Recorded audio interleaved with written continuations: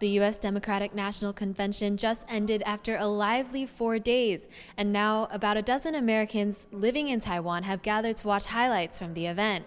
They played speeches from Democratic presidential nominee Kamala Harris, her running mate Tim Walz, and party heavyweights, including former President Bill Clinton and former Democratic nominee Hillary Clinton. Now, many of the attendees have not lived in the U.S. for years, but they say that this year's election is of special importance to them.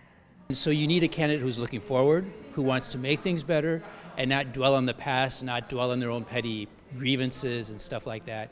And so she's a forward-looking candidate. Funny, over the time I've been in Taiwan, it's kind of been an inverse relationship between Taiwan growing more democratic, and in the States I've seen a trend where it's become less democratic. And if the two countries both want to grow together and have stronger relations, they both need to be strong democracies. And only the democracy is going to come to the help of Taiwan.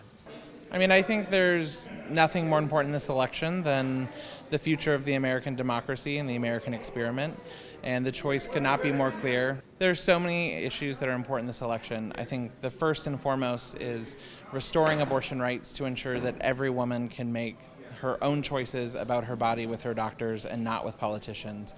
I think second is ensuring that the American experiment and democracy is strong. The U.S. election, it's actually have a very strong global effects around the world, especially for Taiwan. The security situation in Taiwan depends on, the U.S. has a stable system and a stable political system. So actually, if we can contribute to some effort to that end. There are over 11,000 Americans living in Taiwan, and the event organizers also shared information on how to register to vote by mail.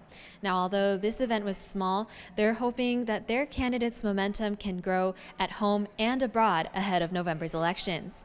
Justin Wu and Tiffany Wong in Taipei for TaiwanPlus.